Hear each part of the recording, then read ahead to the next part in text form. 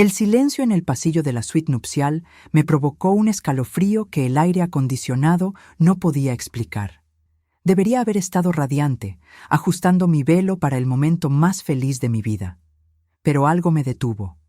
La puerta estaba entreabierta. Apenas una rendija. Contuve la respiración. Esperaba escuchar a Ricardo ensayando sus votos. Lo que oí fue una risa.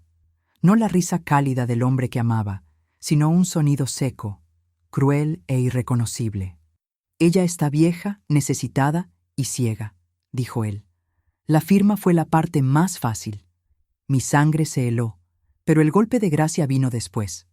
Otra voz respondió, una voz femenina a la que yo pagaba para protegerme, la doctora Claudia, mi abogada y mejor amiga. «Tranquilo, Ricardo, ya sustituí las páginas. El régimen de separación de bienes se convirtió en sociedad conyugal universal. Todo lo que es de ella ahora es tuyo». Apreté el celular en mi mano con tanta fuerza que mis nudillos se pusieron blancos. «Excelente», susurró Ricardo. «Entonces haremos como con Marcela y Beatriz. Un accidente trágico en el mar Caribe. Y regreso viudo y millonario». Planeaban mi funeral mientras yo vestía de blanco. Podría haber huido. Podría haber gritado. Pero soy Sofía Restrepo, y no construí un imperio de 50 millones huyendo de las ratas. Encendí la grabadora de voz. Respiré hondo. Puse mi mejor sonrisa y caminé hacia el altar. 200 invitados esperaban una boda, pero lo que estaba a punto de servirles era una sentencia de cadena perpetua en vivo. El pasillo que llevaba de regreso a la suite principal nunca había parecido tan largo. Cada paso resonaba en el mármol pulido como un tambor de guerra, marcando el ritmo de mi transformación. En menos de 5 minutos, había dejado de ser una novia enamorada para convertirme en una mujer luchando por su propia vida. 55 años de edad, 50 millones en patrimonio, y casi había entregado todo en manos de un asesino en serie. La ironía me provocó náuseas. Yo, que había construido un imperio empresarial siendo escéptica con cada contrato, cada sociedad, cada inversión, había bajado completamente la guardia cuando se trataba de mi corazón. Entré en la suite y cerré la puerta con llave detrás de mí. El vestido Vera Wang, colgado en el armario, me miraba como un fantasma de un futuro que nunca sería. Seda francesa, bordados a mano, perlas importadas. Un vestido que costaba más que un auto de lujo, destinado a ser mi mortaja en una ceremonia macabra. Ricardo había calculado cada detalle, el encanto, las promesas, el cronograma perfecto. 2 años de noviazgo cuidadoso, conquistando mi confianza, mi familia, mis amigos. 2 años fingiendo ser el hombre de mis sueños, mientras planeaba cómo transformarme en su próxima víctima. La grabadora digital en mi mano parecía pesar como plomo. Era mi única arma contra un depredador que había perfeccionado su técnica matando al menos a otras 2 mujeres, Marcela y Beatriz, nombres que resonaban en mi mente como lamentos. ¿Cuántas otras habían existido? ¿Cuántas otras empresarias exitosas habían confiado en él como yo confié? ¿Cuántas otras familias habían llorado accidentes trágicos sin saber que eran asesinatos premeditados? La idea de que casi me convierto en un número más en la lista de víctimas de Ricardo me llenó de una rabia fría y calculadora que reconocía de mis momentos más desafiantes en los negocios. Caminé hacia la ventana y observé el movimiento allá abajo. Los invitados comenzaban a llegar para la ceremonia. Autos de lujo depositando personas elegantemente vestidas en la entrada del hotel. 200 personas que me conocían, me respetaban, confiaban en mi juicio. Entre ellos, vi a mi tía Esperanza, de 78 años, que había viajado desde Colombia especialmente para mi boda. Ella me había criado con valores de una verdadera mujer latina. Fuerza, dignidad y la sabiduría de proteger a la familia a cualquier precio. En unas horas, descubrirían que casi me caso con un asesino en serie. Pero también descubrirían que Sofía Restrepo no era una víctima fácil. Querida hermana que me escucha, si alguna vez tu corazón te susurra que algo no está bien con un hombre, no ignores esa voz. Nosotras las mujeres latinas tenemos un sexto sentido que nos protege. Úsalo Tu vida vale más que cualquier romance. Comparte esta historia con tus hijas, tus nietas, tus amigas. Juntas somos más fuertes. Que la mujer que había construido un imperio empresarial desde cero, criada por los valores de una abuela sabia, también era capaz de desenmascarar a un asesino y servirlo a la justicia en bandeja de plata. Pensé en todas las señoras de mi edad que conocía. Viudas, divorciadas, mujeres exitosas buscando compañía en sus años dorados. ¿Cuántas estarían vulnerables a los encantos de depredadores como Ricardo? ¿Cuántas habían perdido la cautela después de décadas criando hijos y construyendo carreras? El teléfono sonó. Era Ricardo. Mi amor, ¿cómo te sientes? ¿Ansiosa por nuestro gran día? Su voz sonaba exactamente como siempre, cariñosa, atenta, apasionada. El mismo tono que había usado para conquistar a Marcela y Beatriz antes de matarlas. Muy ansiosa, respondí, forzando entusiasmo en la voz. No puedo esperar para verte en el altar. Era verdad. No podía esperar para verlo descubrir que su próxima víctima se había convertido en su mayor adversaria, que el juego había cambiado de reglas sin que él se diera cuenta, que su carrera de asesino estaba a punto de llegar a su fin en el lugar donde pensaba obtener su mayor recompensa. Colgué el teléfono y observé mi reflejo en el espejo de la suite. La mujer que me miraba ya no era la misma que había despertado esa mañana llena de sueños románticos.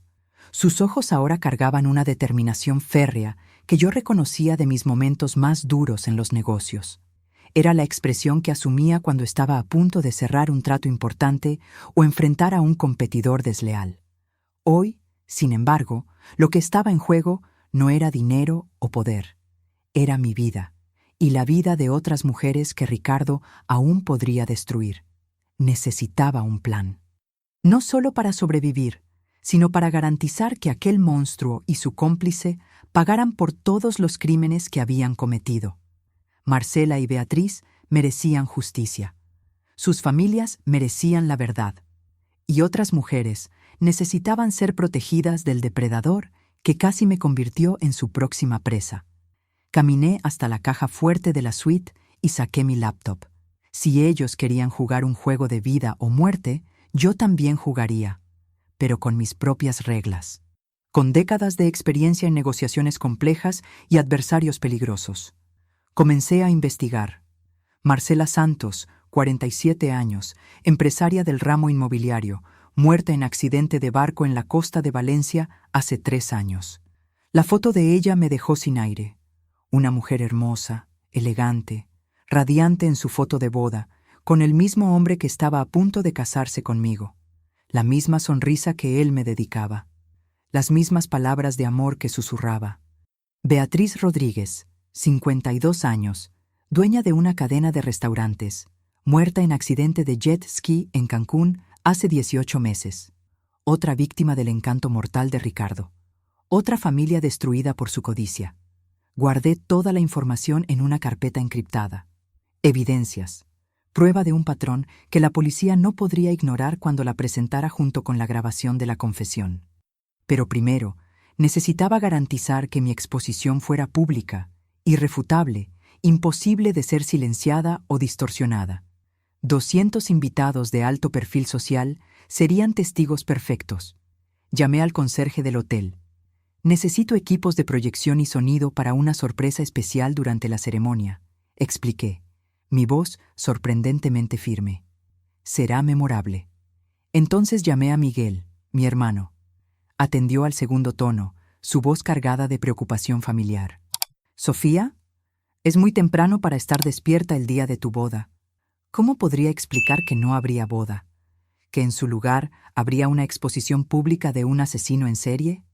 Miguel, necesito que llegues al hotel 2 horas antes que los otros invitados.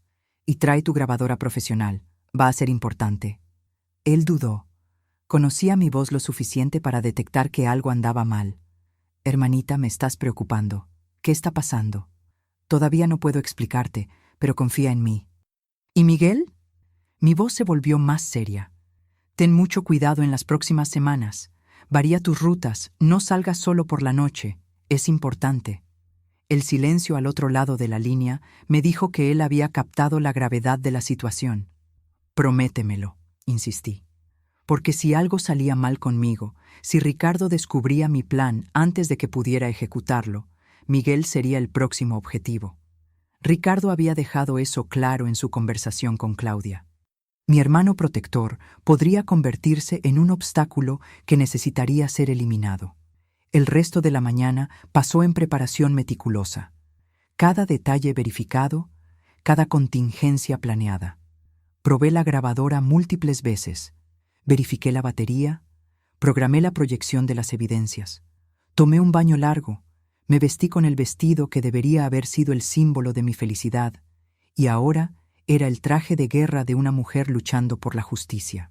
Cuando me miré en el espejo por última vez antes de salir de la suite, la mujer que vi no era una víctima, era una guerrera, una sobreviviente, una justiciera a punto de dar al mundo el regalo más valioso de todos, la verdad. Miguel llegó exactamente 2 horas antes que los invitados, como le había pedido. Cuando me vio con el vestido de novia, sus ojos se llenaron de lágrimas de orgullo. Pero rápidamente noté algo más en su expresión. Preocupación, desconfianza, miedo. Sofía, estás diferente. Hay algo en tus ojos que no logro identificar. Era determinación, pero aún no podía revelarle todo. Es nerviosismo de la boda, mentí. Miguel, sobre la grabadora que te pedí, él mostró el dispositivo profesional que usaba para entrevistar clientes. Lista para usar. Pero aún no entiendo por qué. Pronto entenderás. Necesito que mantengas esa grabadora encendida durante toda la ceremonia, todo el tiempo, y no importa lo que pase, no interfieras. Déjame conducir las cosas. Prométemelo.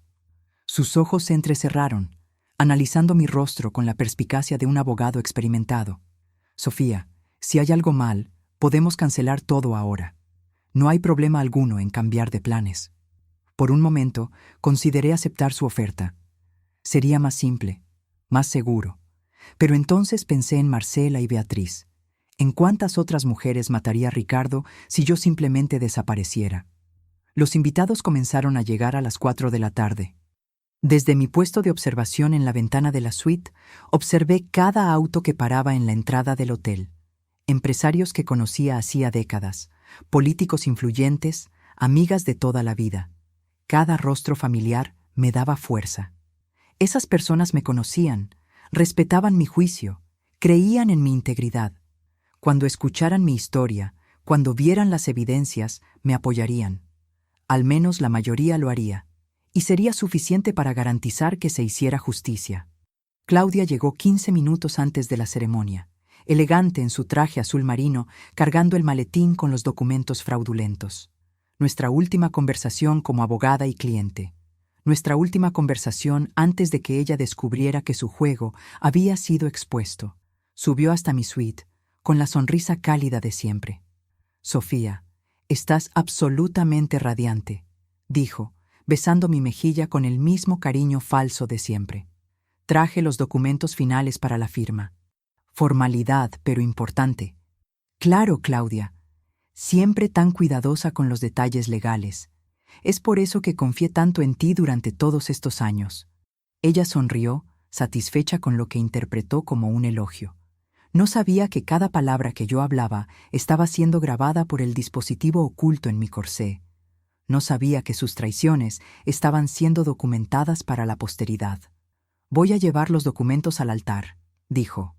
Puedes firmarlos justo después de la ceremonia. Será romántico, el primer acto legal de los recién casados. Romántico. La palabra me provocó náuseas. No había nada romántico en una conspiración para asesinato.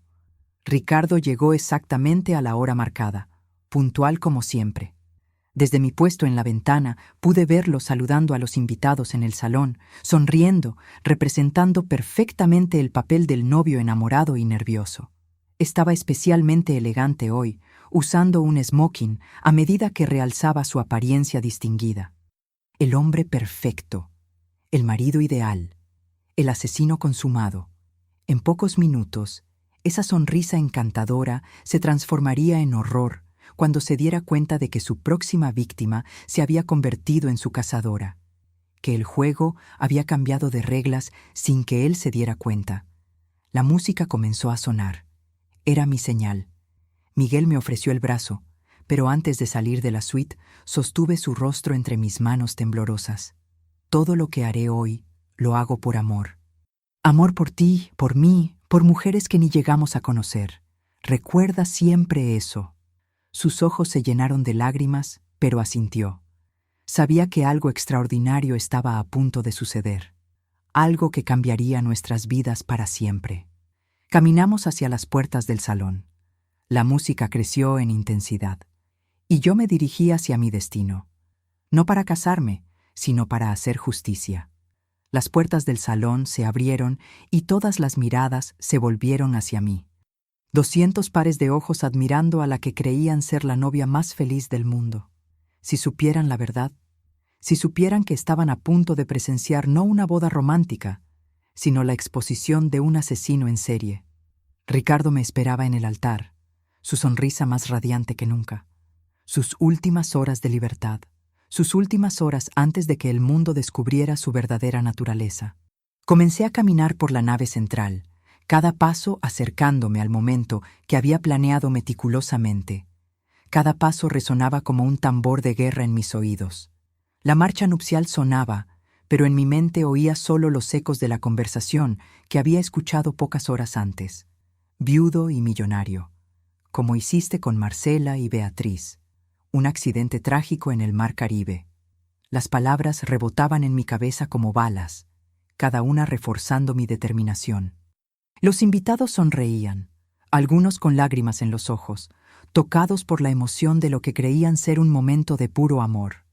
Si pudieran leer mis pensamientos, si pudieran ver a través de la fachada de felicidad. Ricardo me observaba con esa mirada que antes interpretaba como adoración y ahora reconocía como satisfacción depredadora. Él estaba viendo su mayor conquista caminar voluntariamente hacia su propia destrucción. $50 millones acercándose a él con cada paso. Una vida entera de trabajo arduo, a punto de ser transferida a sus cuentas bancarias. Y después, 5 días en el Caribe antes de que un accidente lo transformara en el viudo más rico de Sao Paulo. Sus ojos brillaban con una anticipación que me hizo sentir náuseas, pero mantuve mi sonrisa. Aún no era la hora de revelar mis cartas. Cuando finalmente llegué al altar, Ricardo tomó mi mano y susurró: «Estás absolutamente deslumbrante. No puedo esperar para nuestra luna de miel en Aruba». Su mano estaba ligeramente húmeda, una señal de nerviosismo que nunca había notado antes. Tal vez fuera ansiedad por estar tan cerca de completar su plan macabro, o tal vez la excitación anticipada de otro asesinato exitoso. «Yo tampoco puedo esperar», respondí en voz baja, dejando que él interpretara mi respuesta como quisiera. Pronto descubriría exactamente de qué estaba hablando. Y no sería la luna de miel romántica que había planeado. El oficiante inició la ceremonia con palabras sobre amor, compromiso y fidelidad. Palabras que sonaban como una parodia cruel considerando las circunstancias. Estamos aquí reunidos para celebrar la unión de 2 almas que se encontraron en el amor verdadero. Amor verdadero. La ironía casi me hizo reír. El único amor verdadero que Ricardo conocía era su amor por el dinero, su pasión por la casa, su placer en destruir vidas inocentes. Pero eso estaba a punto de terminar. Su carrera como asesino estaba llegando a su fin en el lugar que debería haber sido el inicio de nuestra vida juntos. Claudia estaba en la primera fila, con su maletín de documentos fraudulentos en el regazo, esperando el momento de hacerme firmar mi propia sentencia de muerte. Ella me miraba con esa sonrisa maternal que siempre me había tranquilizado, pero ahora yo veía la malicia detrás de la máscara. 15 años de amistad falsa. 15 años fingiendo preocuparse por mi bienestar mientras planeaba mi ruina financiera y física. Su traición dolía más que la de Ricardo. De él me había enamorado. En ella había confiado como en una hermana. Pero eso también estaba a punto de terminar. La verdad estaba a punto de estallar como una bomba en aquel salón elegante. Si alguien conoce algún impedimento para que esta unión no se realice, que hable ahora o calle para siempre. Las palabras tradicionales del oficiante resonaron por el salón como una invitación del destino. Por un momento, el silencio fue absoluto. Este era el momento que yo había esperado, planeado, anticipado durante horas de terror y determinación. Lentamente saqué la grabadora digital del corsé del vestido. El pequeño dispositivo brilló bajo las luces del salón como una estrella de la justicia. «Yo tengo un impedimento», dije, mi voz clara y firme haciendo eco por todo el salón. Un impedimento que todos aquí necesitan escuchar. El silencio en el salón era ensordecedor. 200 pares de ojos se volvieron hacia mí con expresiones que variaban de confusión a preocupación.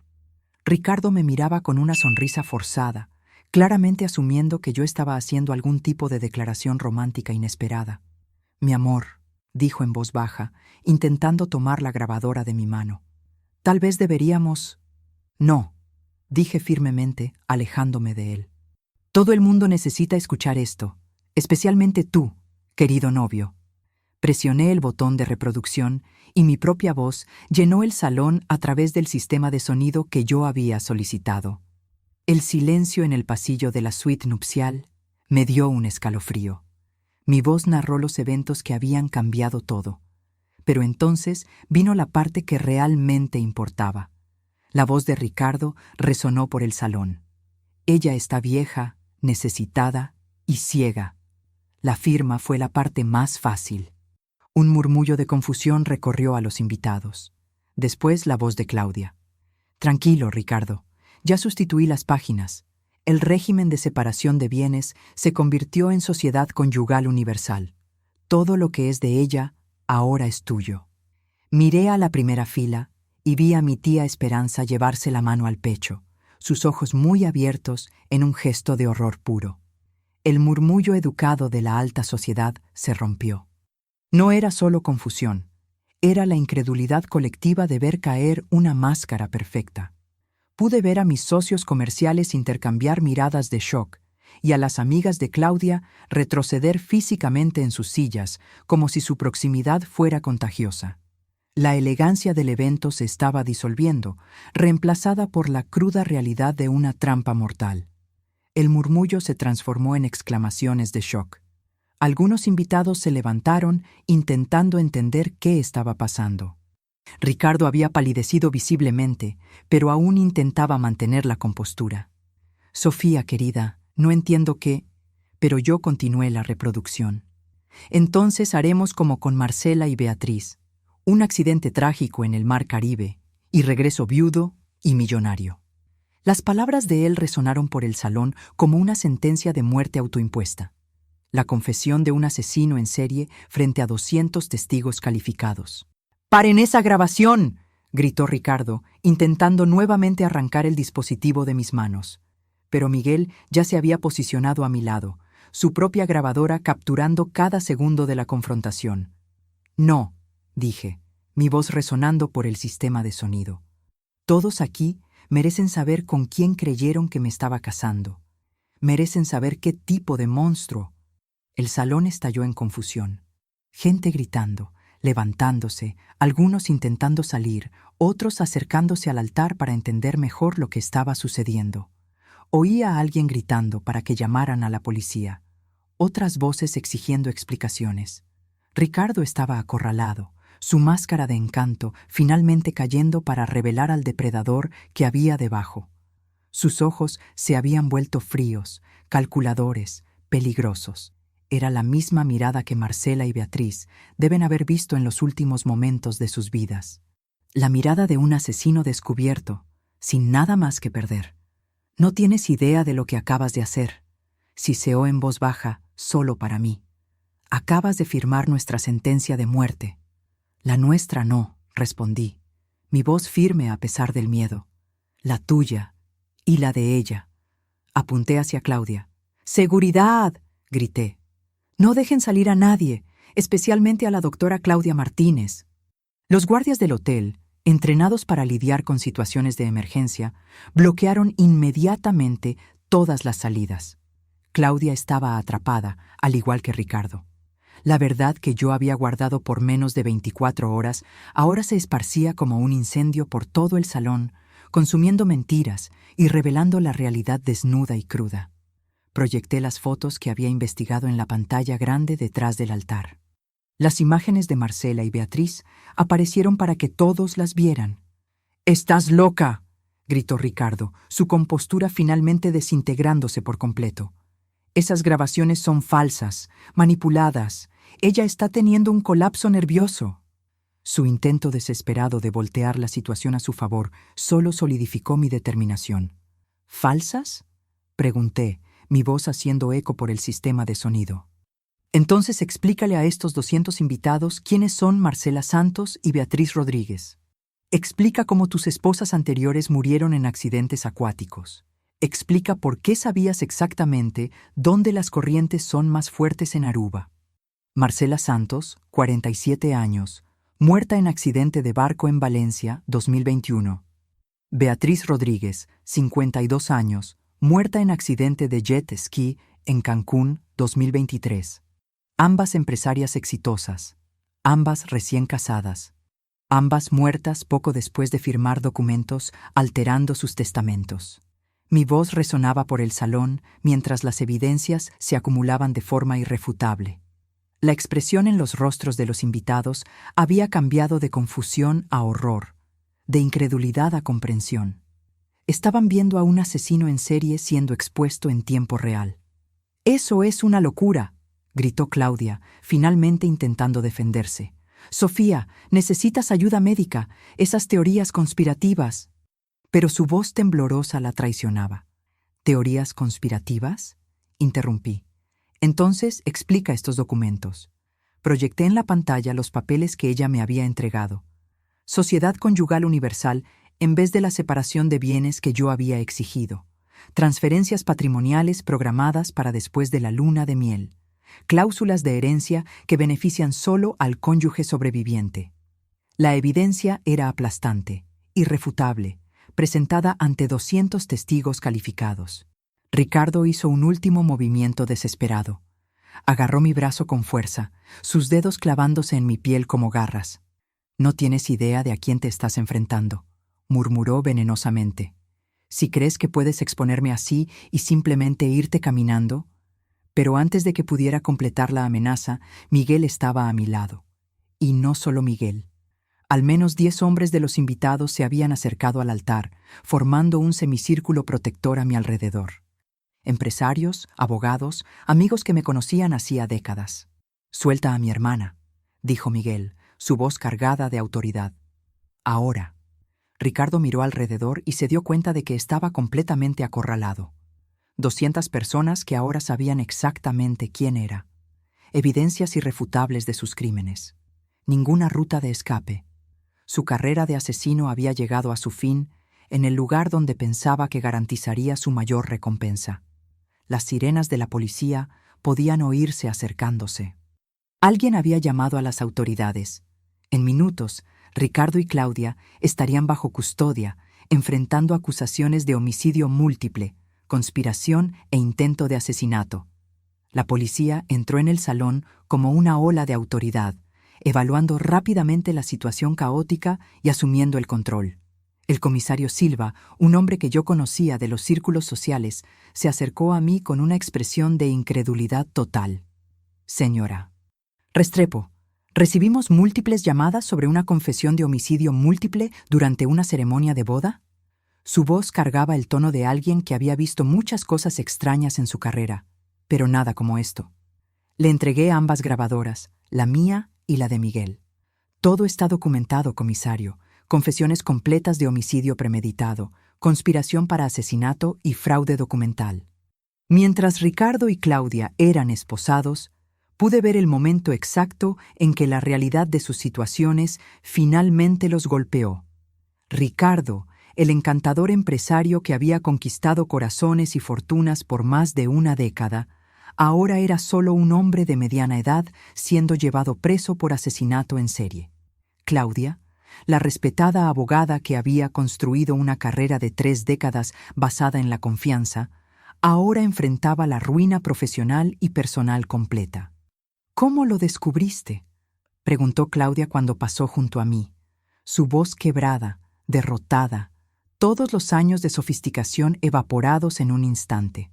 Intuición femenina, respondí simplemente.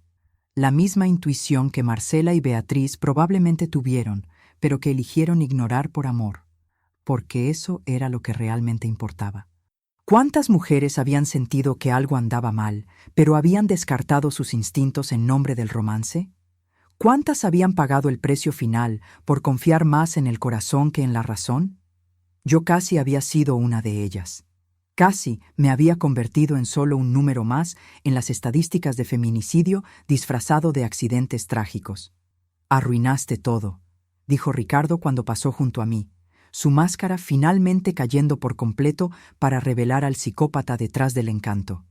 Años de planificación, años de trabajo meticuloso. Excelente, respondí, permitiendo finalmente que toda mi rabia saliera a la superficie. Espero haber arruinado el resto de tu vida también. Espero que te pudras en la cárcel pensando en todas las vidas que destruiste, en todas las familias que despedazaste, en todas las mujeres que confiaron en ti como yo casi confié. Mi voz se quebró ligeramente, no de miedo, sino de emoción pura. El salón gradualmente se vació a medida que los invitados eran liberados tras prestar declaraciones preliminares. Muchos se acercaron a mí para expresar shock, admiración, preocupación y apoyo. Sofía, eres la mujer más valiente que conocemos, dijo María Elena, una amiga empresaria de toda la vida. No fue coraje, corregí, fue instinto de supervivencia y responsabilidad para con otras mujeres. Porque era exactamente eso. No era solo sobre mi vida o mi fortuna. Era sobre romper un patrón de violencia que podría haber continuado indefinidamente. En los días siguientes, las investigaciones revelaron la extensión completa de los crímenes de Ricardo. Además de Marcela y Beatriz, había al menos otras 3 mujeres en diferentes países que habían muerto en circunstancias sospechosas tras matrimonios rápidos con hombres que encajaban perfectamente en la descripción de él. Identidades falsas, documentos falsificados, una red internacional de conspiración que duraba más de una década entera. El FBI fue llamado para coordinar con las autoridades de España, México y Argentina. Los medios internacionales comenzaron a cubrir el caso como uno de los esquemas de asesinatos en serie más elaborados jamás descubiertos. Lo que más me chocó durante las investigaciones fue descubrir el perfil específico de las víctimas que Ricardo elegía. Todas eran mujeres latinas exitosas entre 45 y 60 años. Todas habían perdido maridos o se habían divorciado. Todas tenían patrimonios sustanciales, pero pocos herederos directos. Él estudiaba nuestras comunidades como un depredador estudia a su presa. Sabía que nosotras, mujeres hispanas de cierta edad, fuimos criadas para cuidar, para confiar en la familia, para creer que el matrimonio es sagrado. Usaba nuestra cultura, nuestra fe, nuestros valores más preciosos como armas contra nosotras. Era un depredador cultural, no solo físico. Las investigaciones también revelaron que Ricardo frecuentaba iglesias, clubes sociales latinos, incluso grupos de duelo para viudas. Había aprendido frases locales, estudiado tradiciones familiares, sabía exactamente cómo conquistar la confianza de las matriarcas de nuestras familias, porque sabía que si la abuela aprueba, toda la familia acepta. Era un monstruo que se disfrazaba no solo de príncipe encantado, sino de buen yerno, de futuro hijo que cuidaría de la señora en sus años dorados. Un lobo que había aprendido a hablar nuestro lenguaje del corazón.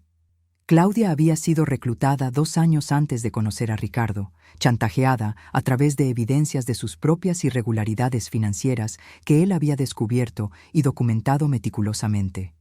Era una prisionera tanto como una cómplice, pero eso no disminuía su culpa por las muertes que había ayudado a orquestar.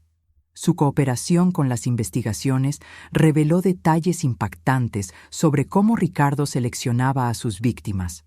Mujeres exitosas entre 40 y 60 años, recientemente divorciadas o viudas, con patrimonios sustanciales y pocos herederos directos. un depredador que había transformado la vulnerabilidad emocional en una ciencia mortal.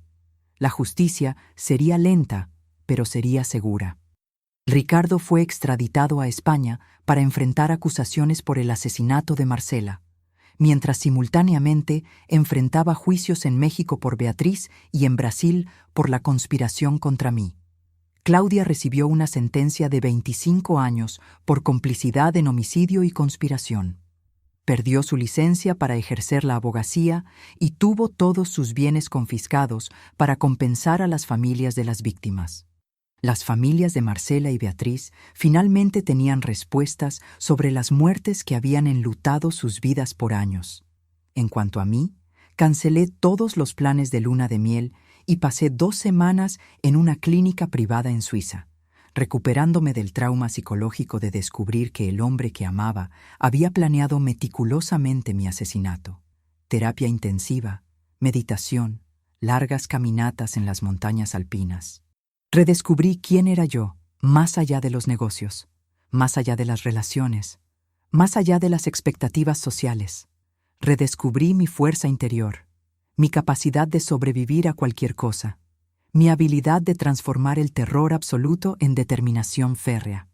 3 meses después del juicio de Ricardo, cuando pensaba que finalmente podría seguir adelante con mi vida, una joven apareció en la puerta de la oficina de la fundación.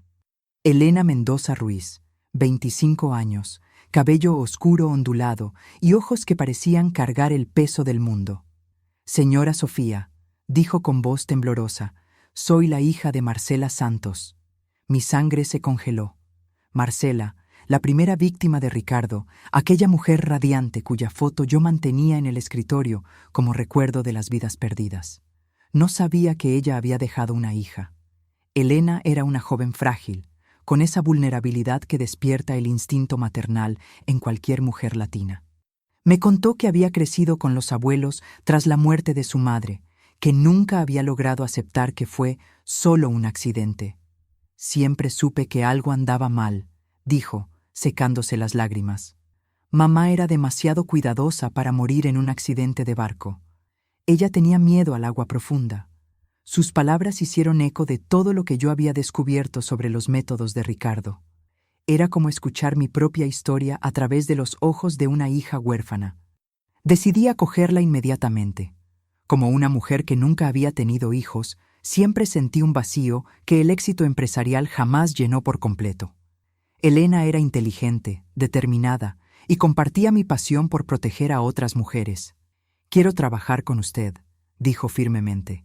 «Quiero que ninguna otra niña crezca sin madre por culpa de hombres como ese monstruo». Sus palabras fueron como música para mi corazón.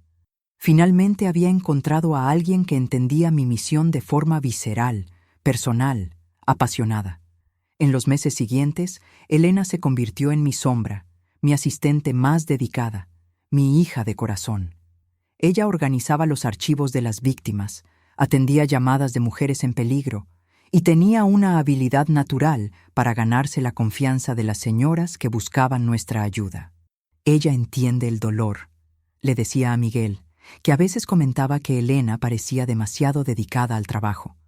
«Ella sabe lo que se siente perder todo ante un monstruo». Yo veía en Elena a la hija que nunca tuve, y ella parecía ver en mí a la madre que Ricardo le había robado. Recuerdo una tarde de domingo especialmente lluviosa. Estábamos en la cocina de mi casa, preparando arepas siguiendo la receta de mi tía Esperanza. Elena se reía mientras se llenaba la nariz de harina, y yo sentí una calidez en el pecho que no sentía desde hacía años. Me cepilló el cabello después, sus manos suaves desenredando mis nudos con una paciencia infinita. «Nunca dejaré que nadie te haga daño de nuevo, mamá Sofía», me susurró al oído. Esa intimidad doméstica, ese lazo sagrado de madre e hija que se forjaba entre risas y cuidados, desarmó cualquier defensa que me quedara. Fue el momento perfecto de felicidad, y también el momento en que sellé mi destino. 6 meses después de que Elena entrara en mi vida, comencé a sentir algo extraño. Mareos matutinos, olvidos ocasionales, una fatiga que no lograba explicar. «Es estrés postraumático», explicó mi médico cuando hice exámenes que no revelaron nada concluyente. Señora Restrepo, usted pasó por un trauma inmenso. El cuerpo a veces tarda en procesar completamente. Tenía sentido. Yo había sobrevivido a un intento de asesinato, expuesto a un asesino en serie, construido una fundación internacional. Era natural que mi cuerpo finalmente cobrara el precio. Elena se volvió aún más atenta cuando supo sobre mis síntomas. Todos los días, ella preparaba tés especiales que había aprendido con su abuela. Son hierbas curativas, explicaba cariñosamente, para calmar los nervios y fortalecer el espíritu. El té tenía un sabor ligeramente amargo, pero Elena insistía en que era normal. Las medicinas naturales siempre son amargas, pero son las más poderosas. Yo bebía obedientemente, conmovida por la dedicación de esa joven que me cuidaba como si yo fuera realmente su madre. Pero los mareos empeoraron. Comencé a olvidar reuniones importantes, a perder el hilo de las conversaciones, a sentir una extraña confusión mental que jamás había experimentado. Miguel estaba preocupado. «Sofía, no estás bien. Necesitas hacerte exámenes más detallados». Pero yo me resistía, atribuyendo todo al estrés y al trabajo excesivo en la fundación. Elena me apoyaba. «Miguel se preocupa demasiado.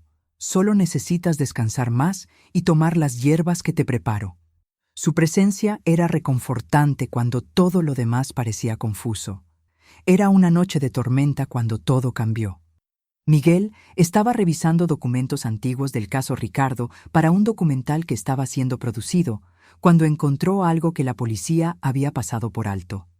Entre los papeles personales confiscados de la casa de Ricardo, había certificados de nacimiento, correspondencia antigua y fotografías de una mujer que él no reconoció inicialmente. Pero cuando miró más atentamente una foto de familia, su sangre se heló.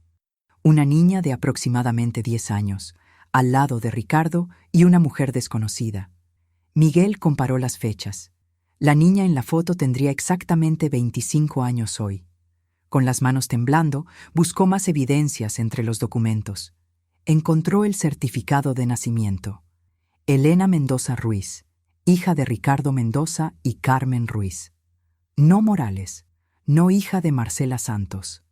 Hija biológica del propio Ricardo. Carmen Ruiz había sido una cómplice antigua, muerta en un accidente de auto 5 años antes. Probablemente eliminada por el propio Ricardo cuando se convirtió en un estorbo. Elena había sido criada por él, entrenada por él, moldeada por él.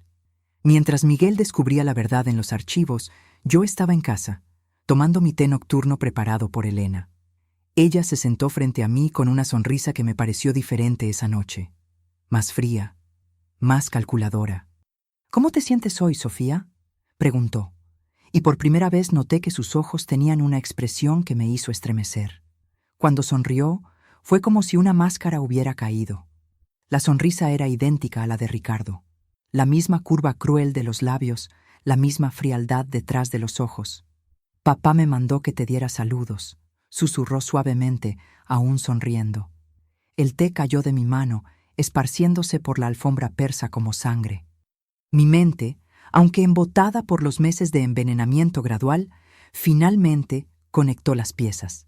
Elena no era hija de Marcela, era hija de Ricardo. Y yo había sido lo suficientemente estúpida para acogerla como una hija del corazón, permitiendo que tuviera acceso a mi casa, mi comida, mi vida. Tú no eres, logré murmurar, sintiendo la sala girar a mi alrededor. La droga estaba haciendo efecto más rápidamente hoy. Fuera lo que fuera que ella había puesto en el té, era más fuerte que lo usual. «¿Hija de Marcela Santos?», Elena rió, y el sonido era idéntico a la risa que yo había escuchado aquella noche terrible en el pasillo del hotel. «Por favor, Sofía, ¿realmente creíste que sería tan fácil? ¿Que podías destruir a mi padre y simplemente seguir adelante con tu vida perfecta?». Se levantó y comenzó a caminar por la sala como un depredador cercando a su presa. «Pasé 2 años planeando cómo acercarme a ti. 2 años estudiando tus entrevistas, tus puntos débiles, tu necesidad patética de ser madre de alguien. Forcé a mi mente a funcionar a pesar de la niebla química. Necesitaba tiempo. Necesitaba que Miguel me encontrara. Necesitaba manipular la situación hasta lograr sobrevivir nuevamente. ¿Cómo lograste falsificar los documentos?, pregunté, fingiendo más debilidad de la que realmente sentía. Elena sonrió, orgullosa de su propia astucia. Papá me enseñó bien. Documentos falsos, identidades creadas, historias convincentes. Marcela Santos realmente existió, realmente fue asesinada por él, pero ella nunca tuvo hijos. Yo simplemente tomé prestada su tragedia. Ella se inclinó sobre mí, su rostro a centímetros del mío, y pude oler el mismo perfume caro que Ricardo solía usar. Lo más divertido, susurró con crueldad, fue ver cómo te derretías con cada palabra dulce. Mi niña, me decías. Mientras yo mezclaba el veneno en tu cocina, me reía pensando en lo desesperada que estabas por amor. Eres igual que las otras viejas que mi padre desplumó. Sola, rica y ridículamente fácil de engañar. No mataste a mi padre por justicia, Sofía. Lo mataste porque te rompió el corazón. Y ahora, yo voy a romper el tuyo antes de detenerlo para siempre. ¿Por qué?, logré preguntar, ganando tiempo mientras intentaba calcular la distancia hasta el teléfono. ¿Por qué toda esta farsa? ¿Por qué no me mataste inmediatamente? Elena rió nuevamente, deleitada con la oportunidad de explicar su plan diabólico. Porque tú arruinaste todo. Papá estaba a punto de conseguir su mayor conquista y tú lo transformaste en un chiste internacional. Él murió en la cárcel odiándote más que a cualquier otra persona en el mundo. Sus ojos brillaban con una furia fría que me hizo temblar. Entonces decidí que no merecías una muerte rápida. Continuó, sentándose nuevamente frente a mí como si estuviéramos teniendo una conversación normal.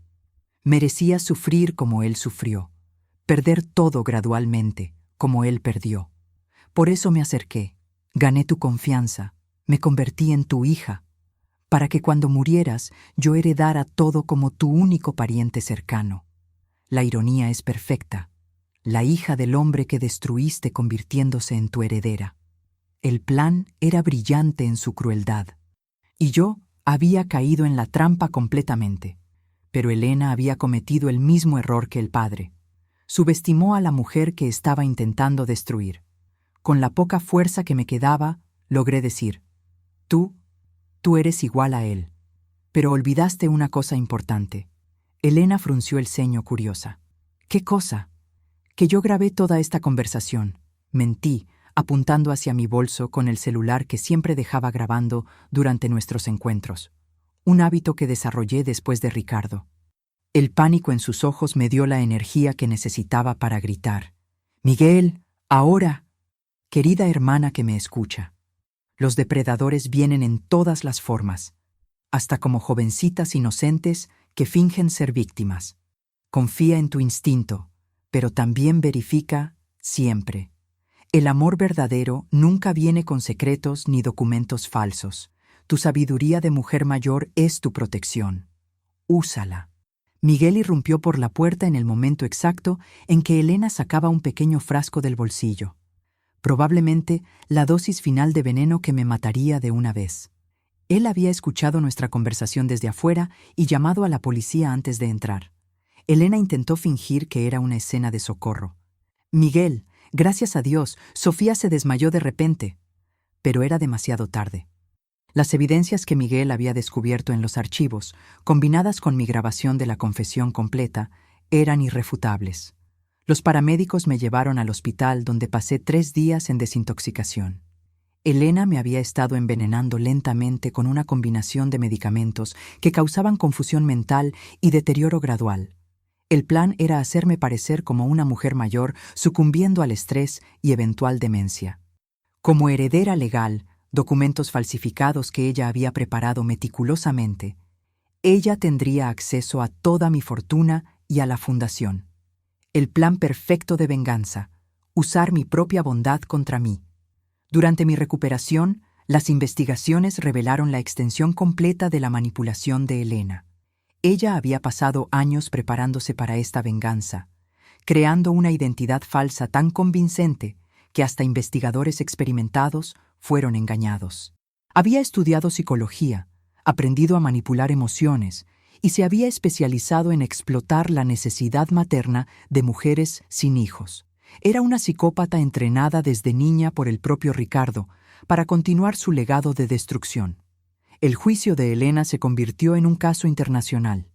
Los medios la llamaron la hija del diablo, una joven que había sido criada para ser una máquina de venganza contra la mujer que expuso a su padre.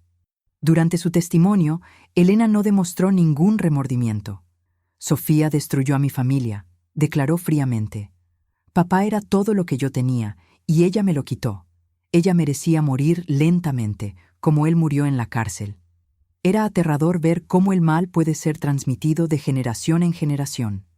Claudia, aún cumpliendo su sentencia, prestó testimonio por videoconferencia, revelando que Ricardo había mencionado tener una hija a la que estaba entrenando para los negocios de la familia. En la época, ella pensó que era una metáfora. Ahora entendía que Ricardo estaba literalmente creando una sucesora, una segunda generación de depredadores especializados en destruir mujeres exitosas. El plan era que Elena asumiera los negocios cuando él se retirara. Mi exposición solo aceleró el cronograma de venganza. La justicia fue rápida esta vez. Elena fue condenada a cadena perpetua por intento de homicidio calificado, fraude, falsificación de documentos y asociación ilícita. A los 25 años, pasaría el resto de su vida pagando por los crímenes de su padre y por los propios. Durante la sentencia, ella me miró directamente y susurró: «Esto no termina aquí». Pero yo ya no tenía miedo.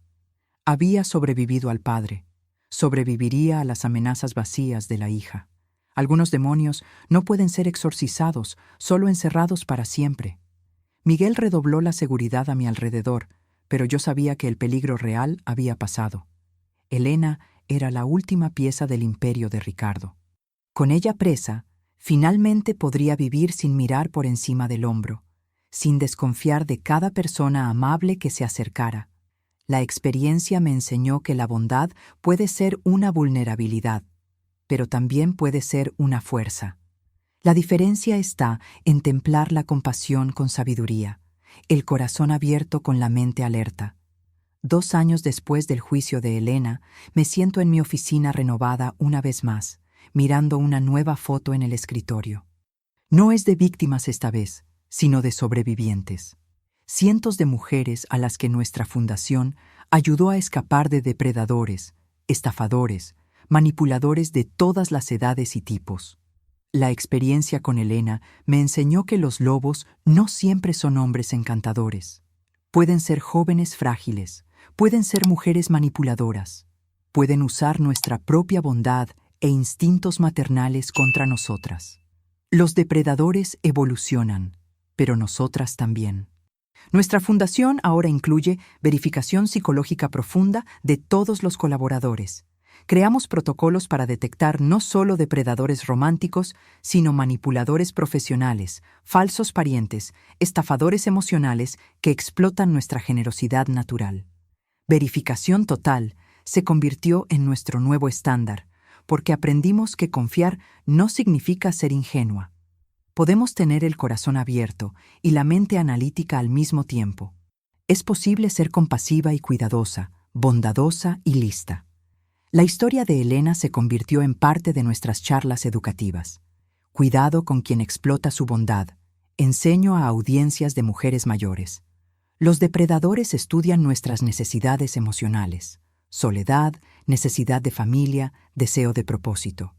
Usan nuestra propia generosidad como arma. Es una lección amarga, pero necesaria. Especialmente para nosotras, mujeres latinas criadas para acoger, cuidar, confiar en la familia.